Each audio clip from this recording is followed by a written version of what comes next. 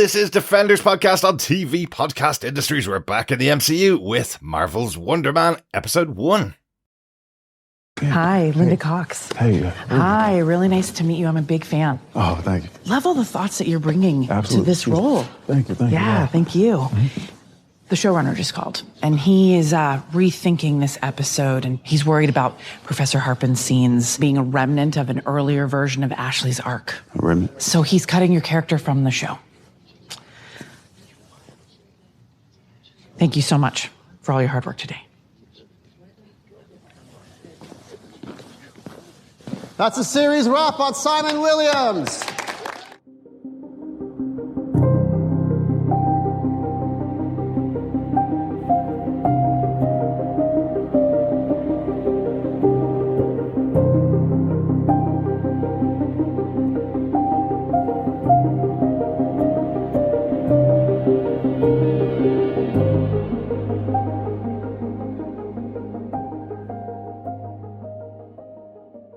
Welcome back, fellow Defenders, to TV Podcast Industries. Our first episode of Marvel's Wonder Man is about to be released. Did you go and watch all the episodes over on Disney Plus, or are you joining us one episode at a time?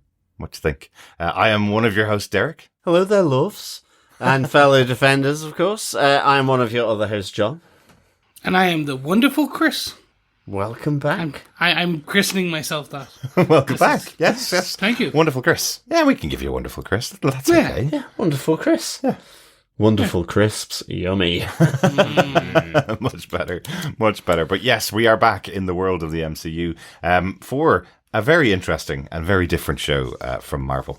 We have a show based in the movie-making world of the MCU. What an interesting idea. Yeah, definitely. Just really, really intriguing. This, to me, I think after watching, this episode and the second one, it's just got a real nice WandaVision vibe as to how, just something really kind of, whether it's fresh for the MCU, for Marvel, whether it's fresh for the character. Of course, this is the first time we've seen Wonder Man. So intrigued as to how this would play out, how this would happen.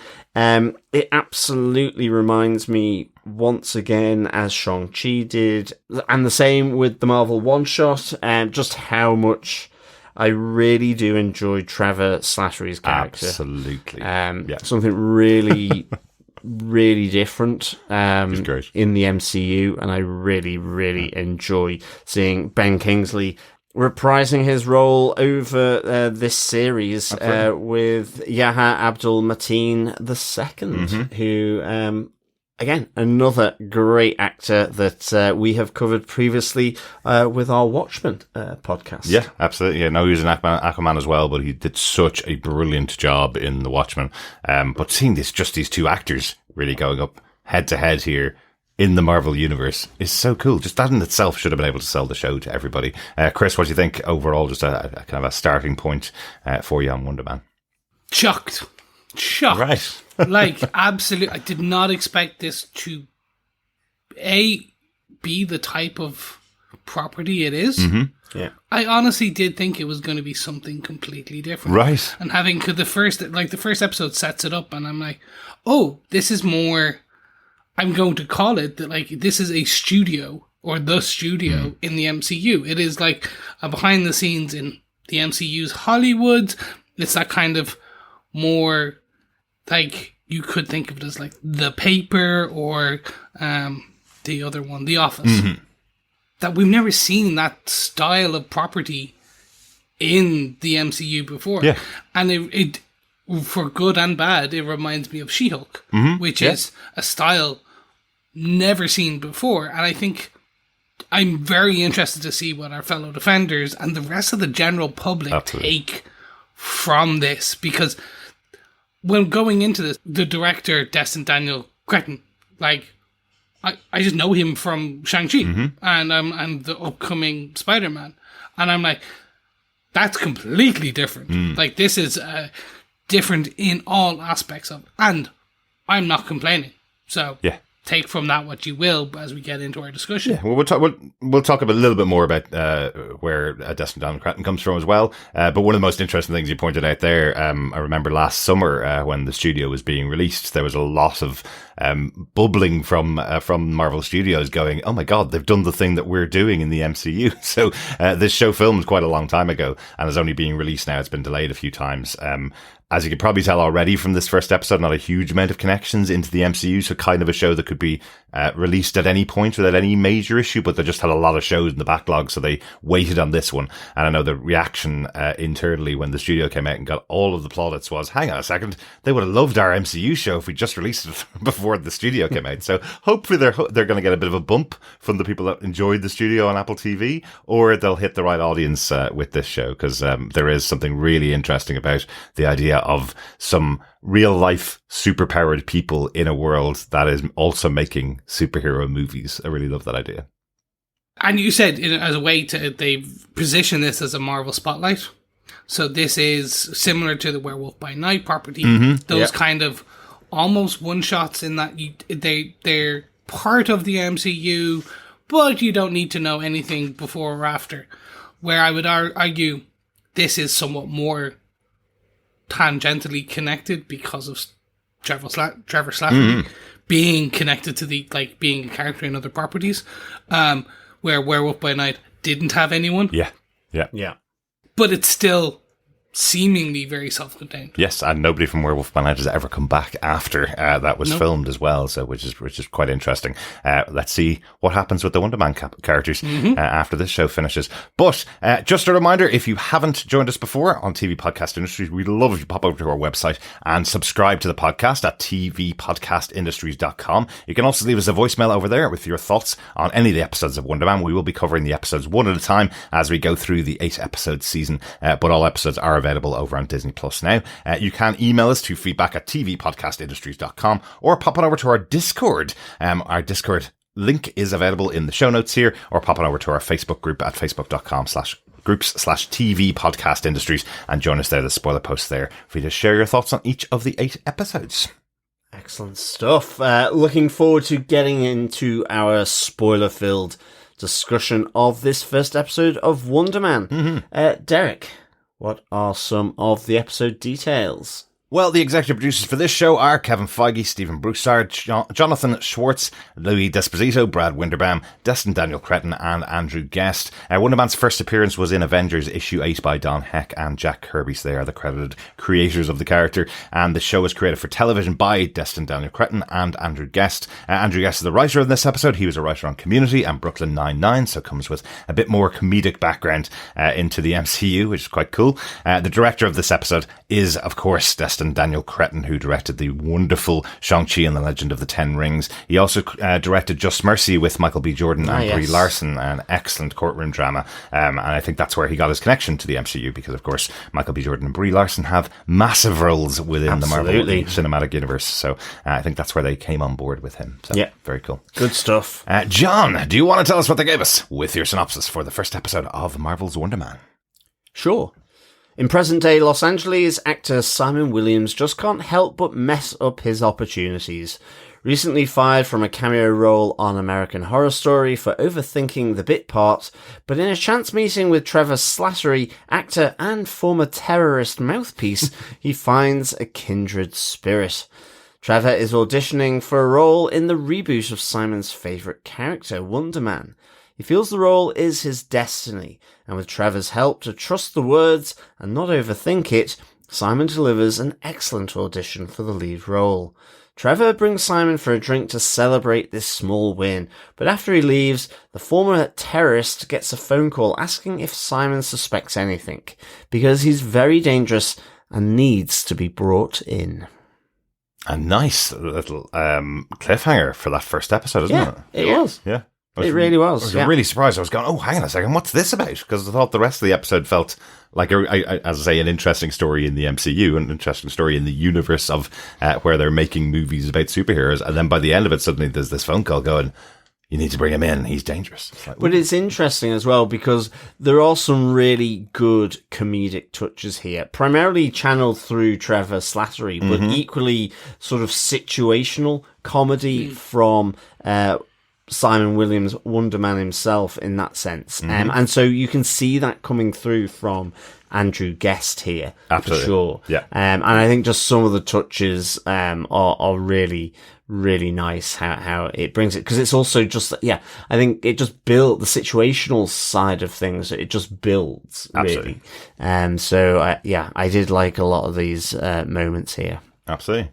And with that, let's get into our top 3 takes, as it is an acting show, for this episode. Quiet on set. Take 1. Action. You like? Very, very cool. Well done.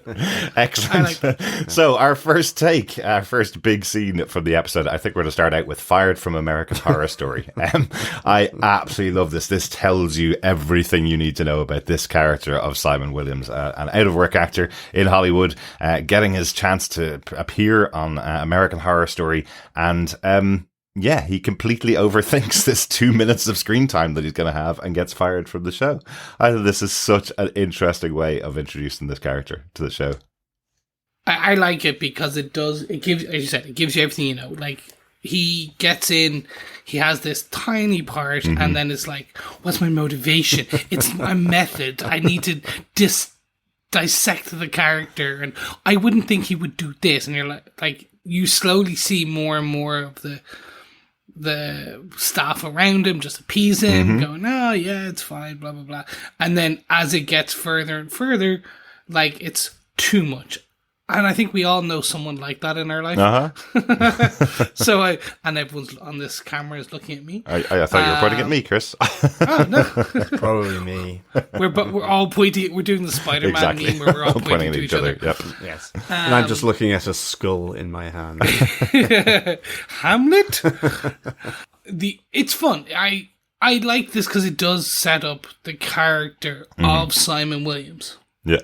Just giving you who that is and what his, I want to say motivations, because you can get his motivations from this. Like, he wants to, as he says, he wants to understand and imbue the character. Yes.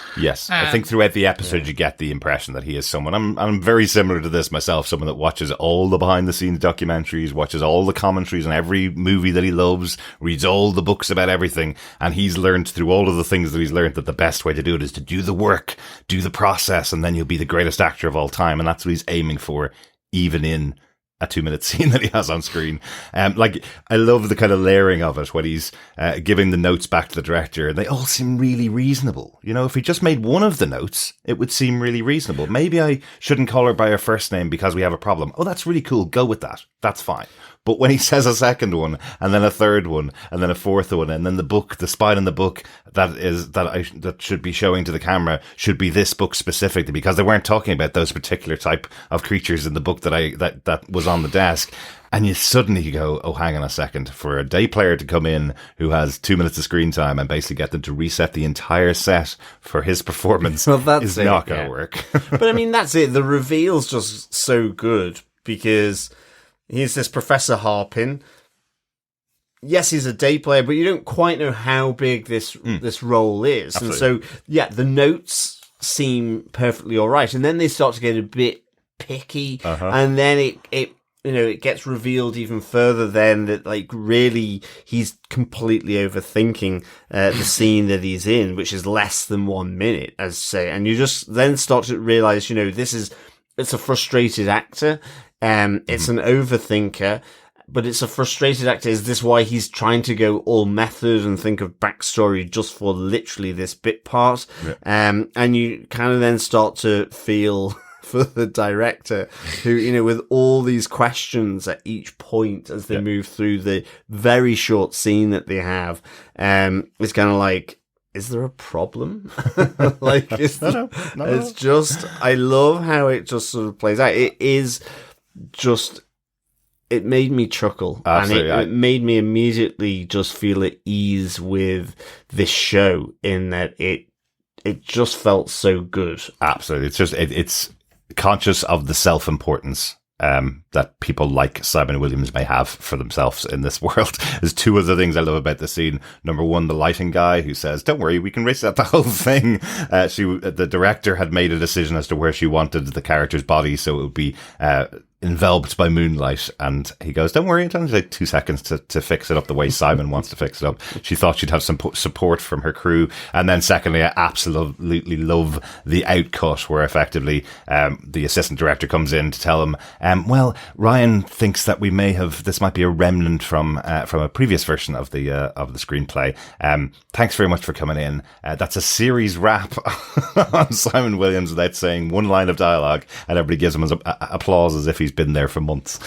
Absolutely loved that. That was a great way to close it out as well. It is. it totally blows his chance in this moment as he's cut from the show. So, it's just... It's tragically funny. Absolutely. I think just kind of closing out this point for me is how much it felt like any of those kind of workplace situational comedies that are... So again, I bring it back to The Office or The Paper or any of those which are almost documentary-like, mockumentary-like, or What We Do in the Shadows. But, more, that's probably too far.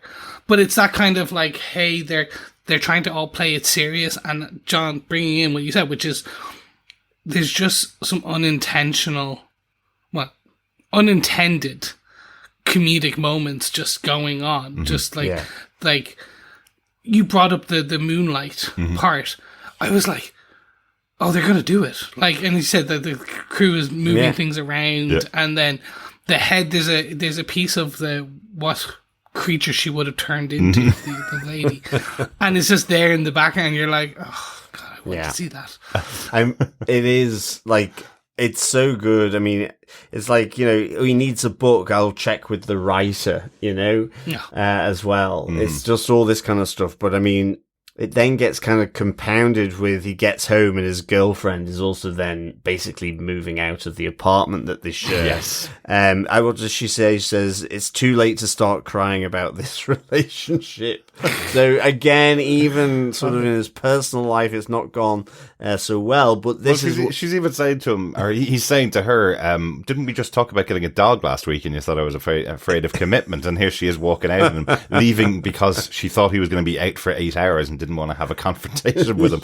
Interestingly, she's played by Olivia Thirlby, his girlfriend Vivian, who we know from Why the Last Man. She was one of the major characters over there. She was the second lead on Why the Last Man. So kind of cool to see her back. But this is the first inkling as well, with all this kind of, in a sense, tragedy, failure, frustration, whatever it is, in his life, whether it's personal or professional, and, you have this mini earthquake happening on the apartment complex as Simon fumes, effectively.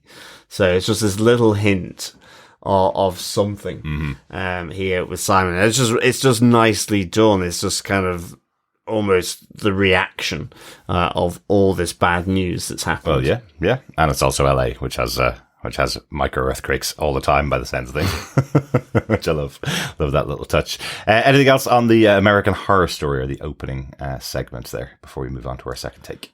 No, nothing more on this point. Let's move on. Take 2. Action.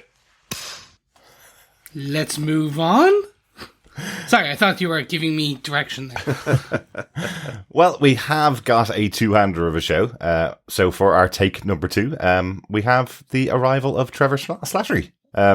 Always a great presence. I think you mentioned a number of his appearances earlier on there, John, that he's had throughout the show. Sir Ben Kingsley returning as the wonderful Trevor Slattery.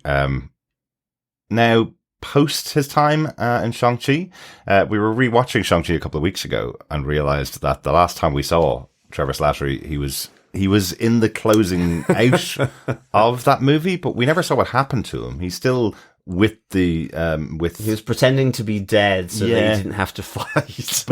He was, but he does appear in the end of that where they're sending out all the ships and all the lanterns on the water. But that's the last time we saw him. So we thought he was still in that mythical village of Tao Lo, where we last saw him at the end of Shang-Chi. But here he is in Hollywood, in a movie theater in the daytime, watching Midnight Cowboy.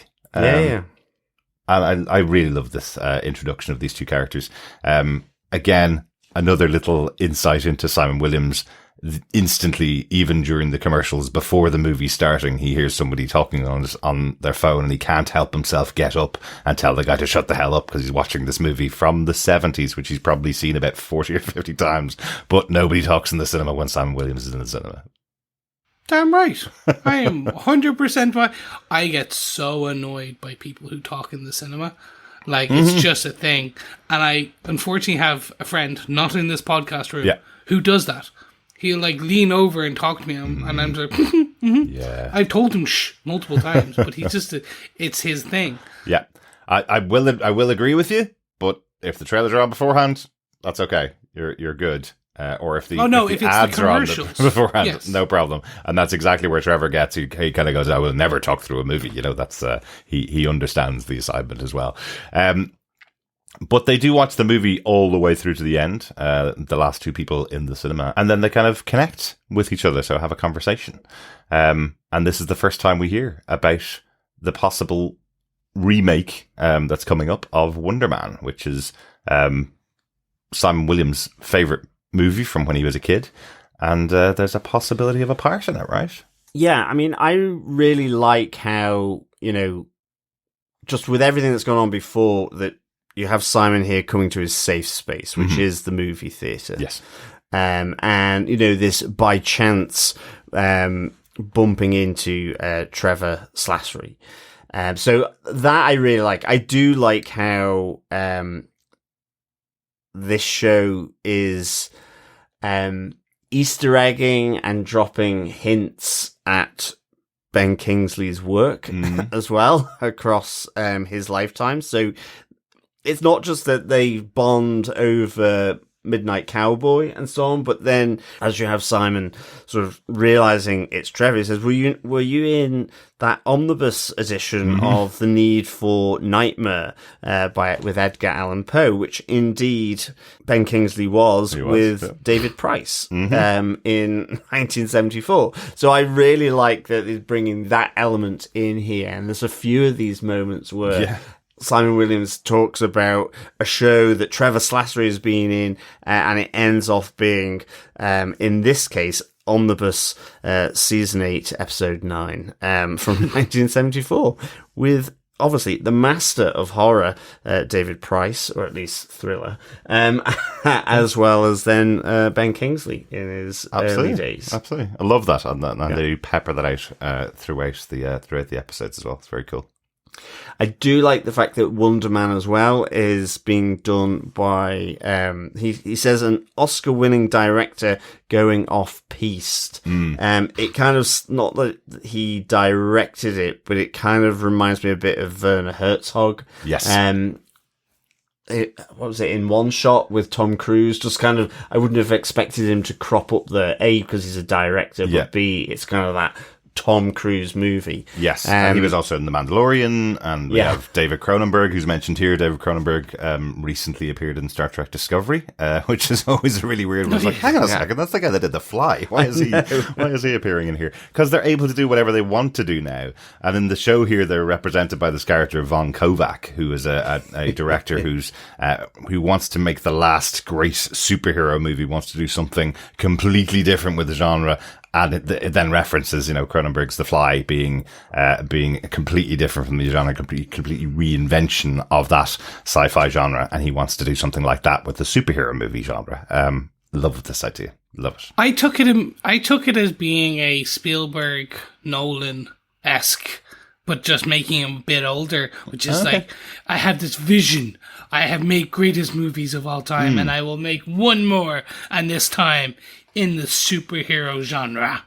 Maybe. I think it's just because he feels like that indie director who's loved by everybody for his indie movies, who wants to do something completely different in the Hollywood system and destroy it all, because why would anybody want to watch another superhero movie after he's made this amazing superhero movie? Of course, they do have one in the MCU as well, don't they? They have Ang Lee, who did the Hulk, the original Hulk movie, right? So, which is well known for the fact that it is very experimental, not well known for being a very good film, unfortunately. But it was okay.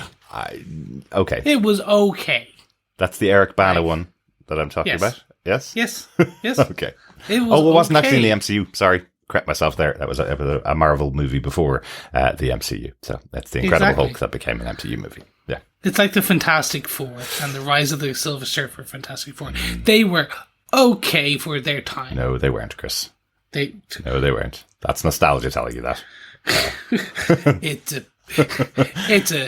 a kick in the ass sometimes. They were terrible. But yes, we do have this meeting of Trevor and Simon as our second point. Anything else on that point before we move on, guys? No, it was just kind of circling round back to Von Kovac.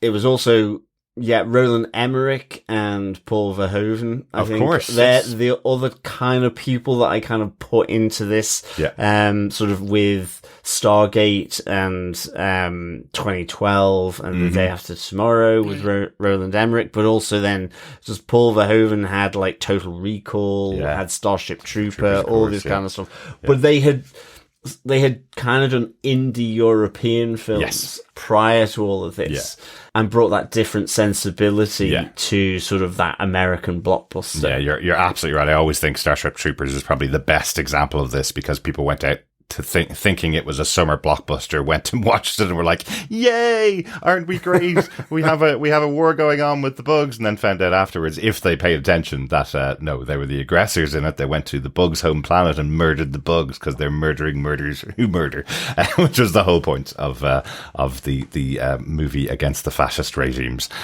Absolutely brilliant by Paul Verhoeven. I have to watch that again, actually. You telling me people don't get satire sometimes? They don't sometimes. It's weird. Sometimes they don't. It's weird. But how odd. Let's get on to our third and final point. Gonna go one last time. Take 3. Action.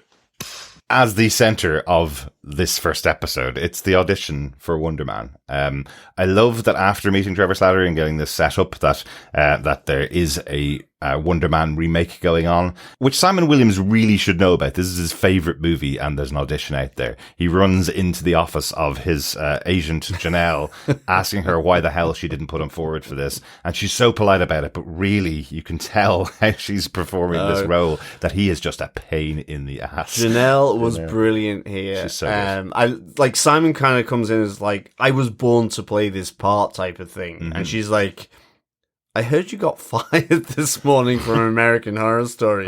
You couldn't even lie in a pool of blood. And I was just like, nice. Yeah. Well done, Janelle. So this interaction was excellent. Even the fact that he goes behind her back to phone up the casting in order to get this kind of like final sort of slot in the final day of auditions for this, using her contacts, all at the last minute. So I this was superb. It was a nice introduction, I think, to his long-suffering agent, Janelle. Absolutely. It was really good. And I love, like, she's so polite about him. She says she's great. She knows he's got talent, but she has other clients that aren't a pain in the ass, and that's who gets put forward for the best roles, right? Yeah. Some people that can maybe keep a job without being fired.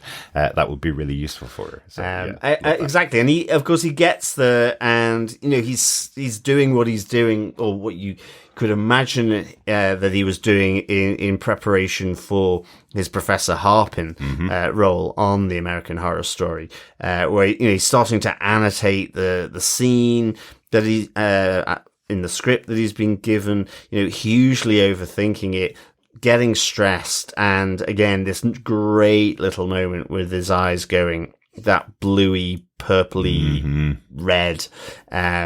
So very, very cool.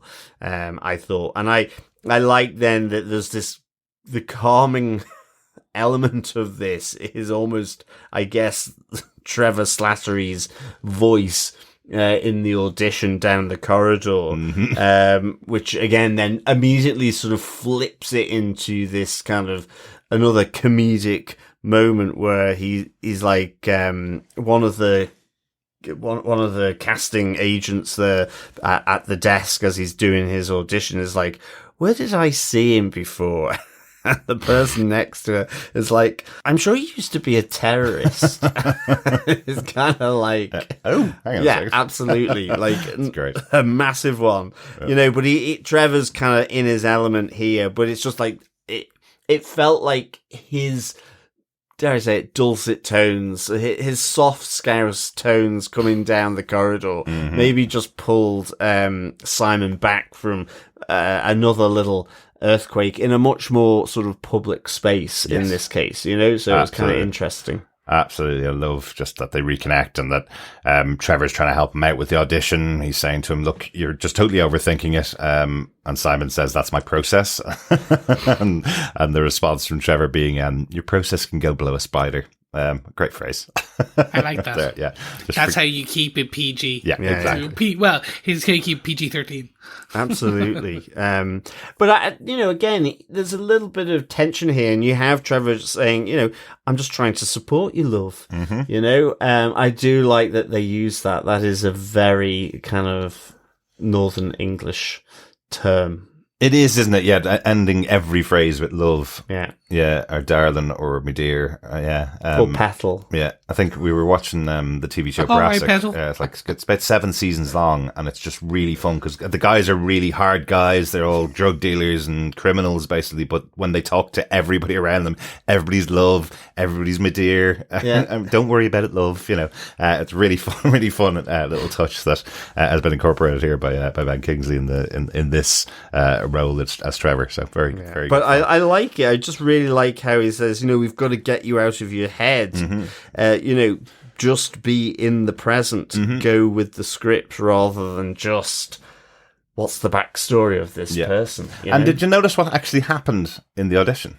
I only noticed it the second time I was watching it. I think Trevor takes the script because Simon walks into the room and goes for his pockets trying to find a script and then realizes, oh, I don't have it in my pocket. Yeah. And then he blows all the air out. He takes the full recommendation from Trevor that he blows all the air out of his body and just goes with the lines. He knows the lines. He can say the lines, basically. And he delivers this great monologue. Yeah, absolutely. I would love to know if Trevor's technique here, you know, to breathe out and then the frontal lobe shuts down and you can go on instinct and be present. I'd love to know if that's a thing. Does it work? I mean, I guess it's relaxing, you know, it's that. Is it?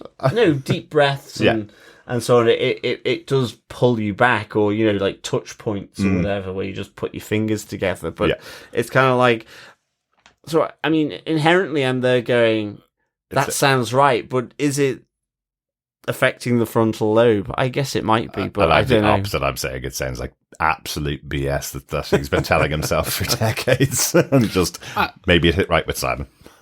I'm not going to say either way, but I do believe a lot of mindfulness is potentially BS, but it might work for people. So absolutely, might get your head in the right space, right? Or quieten your frontal lobe. maybe. I absolutely love the scene, like, as they kind of gets into the audition, because again, you're starting to see the character. You're starting to see, well, beyond that, you're starting to see that Simon is how stress affects him, and let's say the potential unpredictable or lack of control, maybe, of his powers as stress becomes a trigger and stuff, which you would assume, being a struggling actor, may come more often than not. Well, yeah. So you're gonna you wonder how that becomes the trigger point and kind of will evolve throughout the series. Yeah, and I wonder if that's part of the reason why Simon is so focused on making sure that everything goes to his plan. Because if he loses control of a situation, something really bad could happen. Does he go boom? Yeah. Like, is it like a walking nuclear explosion, and the when he loses control, like that, kind of like when the basically banner with the Hulk, where it's like the trouble is the the thing is, I'm always angry. Right. And it's like maybe he's always about to go boom, and if he's still not focusing and he loses control, he goes boom too. Yeah, maybe it's that. Maybe it's that. I was sure you were going for the trouble is he tastes too good, but anyway, completely different one. So I find the whole thing interesting. And absolutely, it does make you question up until we get that phone call. Well, Trevor's just a downright nice guy, and we've been more and more introduced to the character of Trevor Slattery from the two films, and you start to go, oh well, maybe it is all just like. He's a good man. He's an actor. He sees a kindred soul in Simon Williams. And then when you get outside and you hear that Simon is powered and dangerous, you're like, okay. It piques your interest further and further. Absolutely. Yeah, what definitely. a great setup for the rest of the season. Yeah. Exactly. Yeah, absolutely.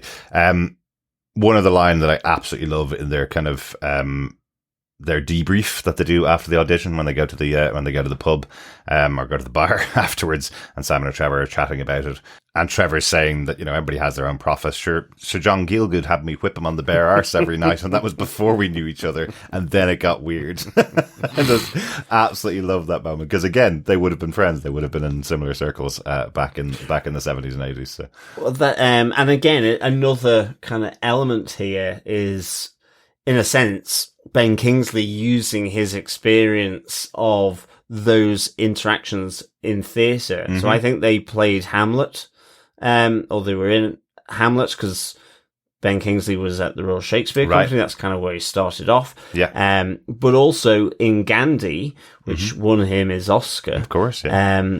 John Gielgud was in that film as well. Of course. So, yeah. you know, again, I kind of like that incorporation. It feels weirdly to me. It's very unpretentious way of showing. It could be argued the other way. I get it, but like I kind of like how that's been incorporated. Definitely. Now we're not the life and times of Sir Ben Kingsley into, you know, the script effectively. Yes. Now we're not saying that Sir John Gielgud had Ben Kingsley whip him on his bare arse every night, but it's a funny story. And if it did happen, Strange things have happened, I guess.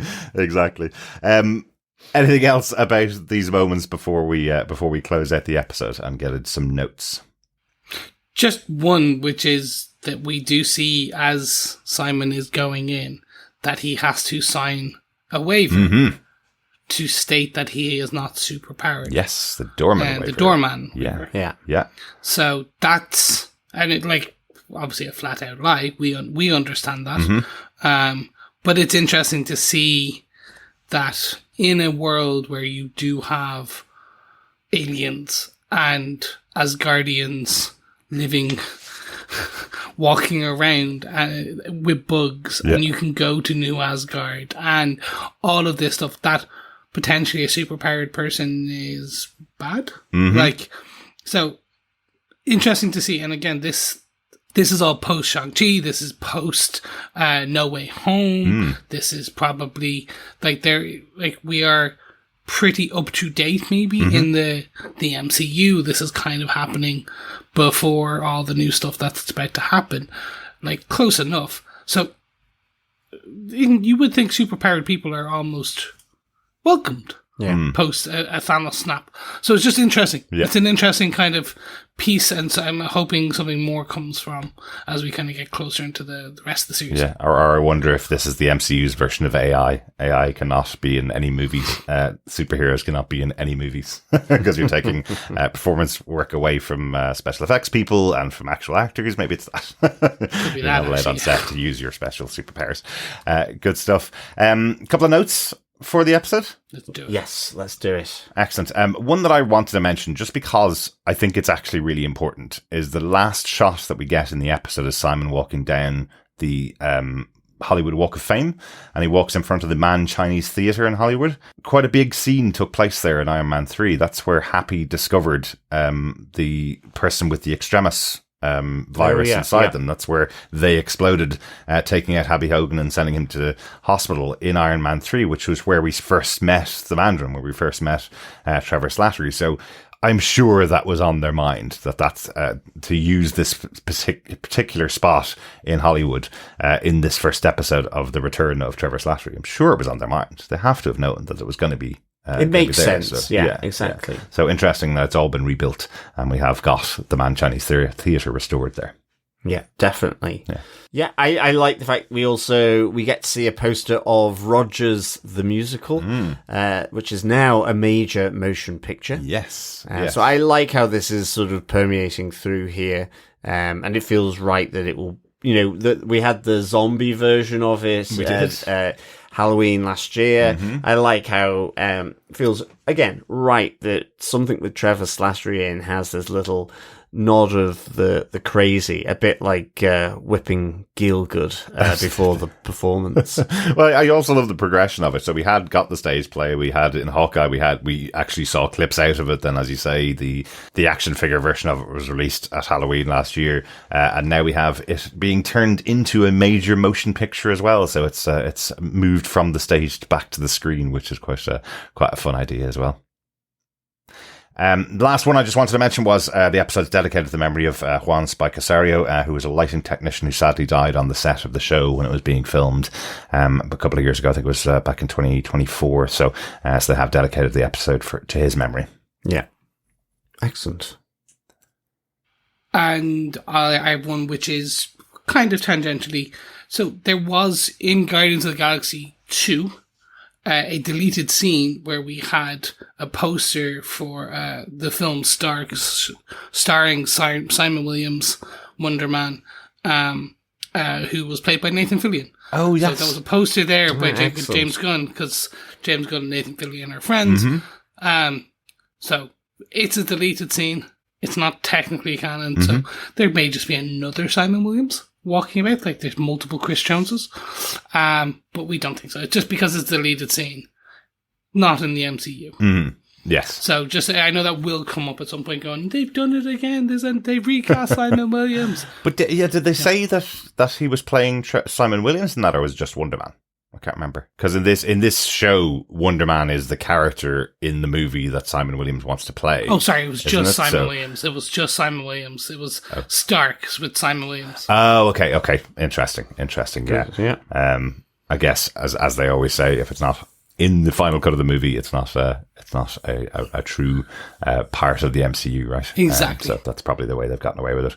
Because I did think that was quite interesting in that scene that we saw from the movie at the beginning of the episode, that it looks completely different from the Wonder Man character from the comic books. This is it's more like John Carter from Mars, this version of Wonder Man, while the costume that Wonder Man wears is very comic book accurate. This is much more like John Carter from Mars as opposed to the former Avenger Wonder Man. Yes. So he's not dealing with Captain America or Iron Man or anything like that. He's dealing with a race of space beings. Yeah, well, even Star Trek-y sort of original. Absolutely. Yeah, for sure. Yeah. I do kind of like actually at that start. It again it shows his safe space. It's with his dad, and then it goes into the chaos that is his life. Absolutely. Immediately after. Excellent. I think that's it for notes for the episode. So, for this first episode of Marvel's Wonder Man, Chris, do you defend this episode? I do defend this episode. It's an interesting premise. It's an interesting delivery. It's the characters are great.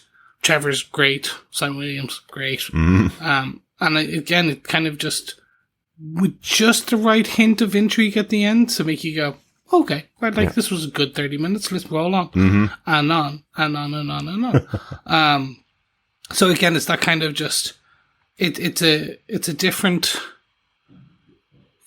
or interesting, I don't know, property for the MCU, and I suppose I'm down for that. It's like the Marvel zombies that we got in animated form, or Eyes of Wakanda, which are just interesting things, anthologies that you were like, okay, this is even better. Yeah. So it's just that type of stuff.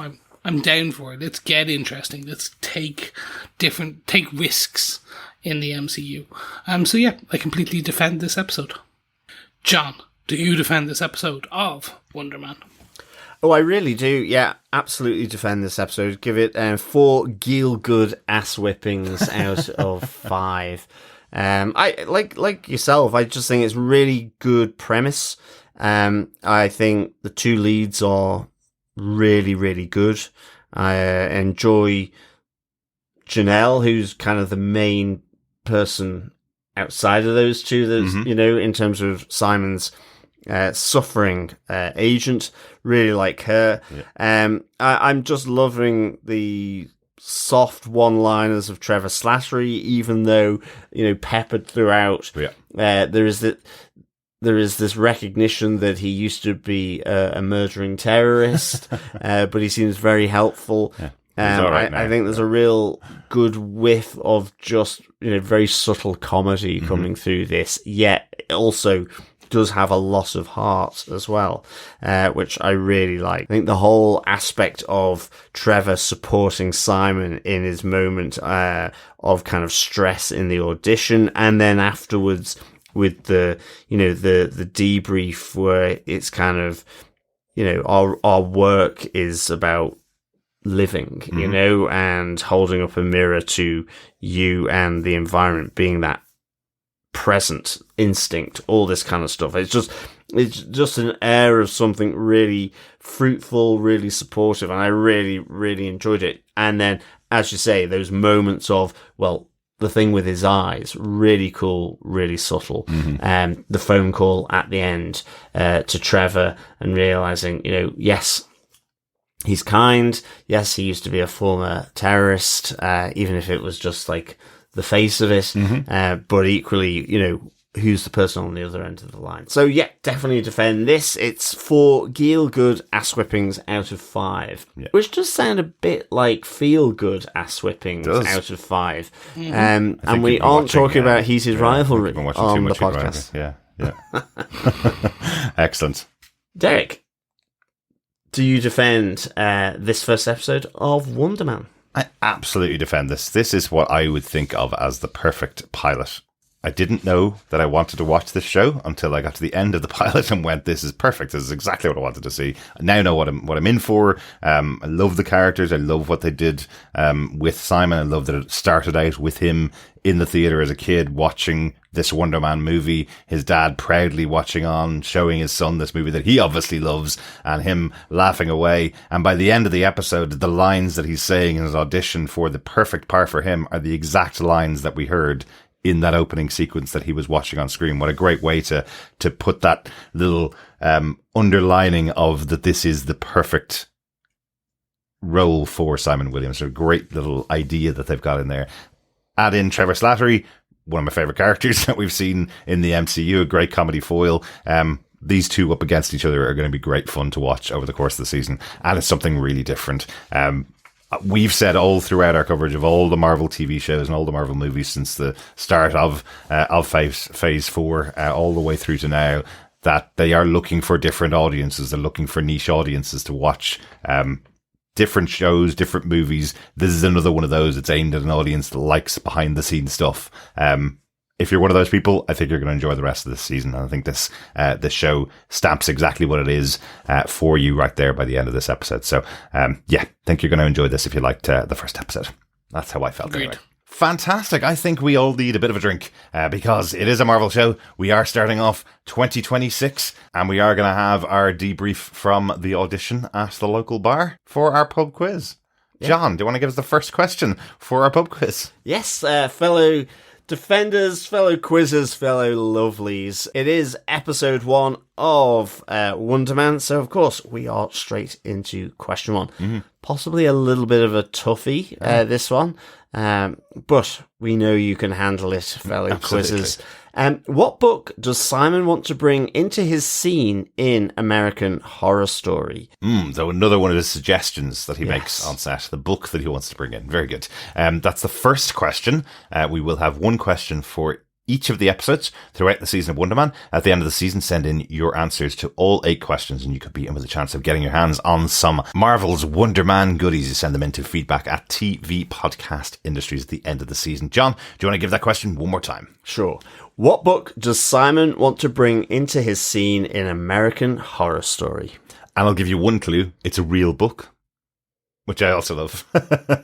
Excellent. Thank you so much for joining us for our first chat about Marvel's Wonder Man. We will be back next time with our chat about episode 2, and we'd love to hear your thoughts about each and every episode of Marvel's Wonder Man. You can pop on over to our Discord. You can pop on over to our Facebook at facebook.com/groups/TV Podcast Industries, or you can email us to feedback@tvpodcastindustries.com with your thoughts about any of the episodes of the show. And also, don't forget, you can also head on over to patreon.com/TV Podcast Industries or buymeacoffee.com/TVPI, where you can support the struggling artists that are your podcast hosts. We toil in the chains that is the acting universe in order to give you the laments, the pure, I don't know, amazing acting skills. Yeah, line.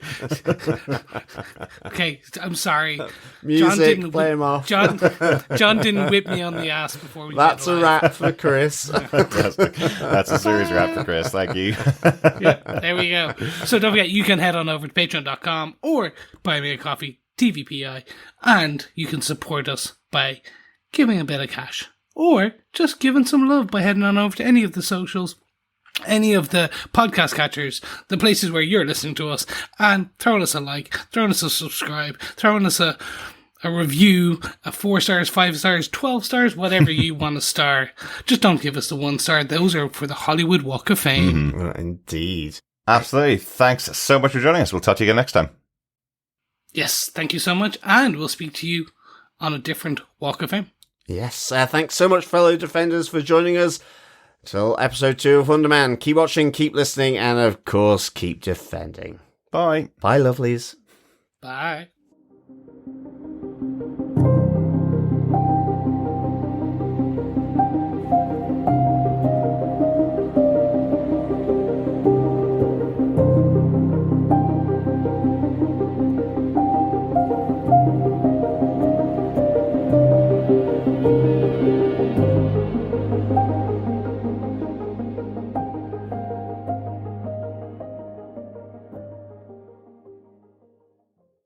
My assumption, we have no way of knowing, is that this is all post, say, Shang-Chi. This is all post.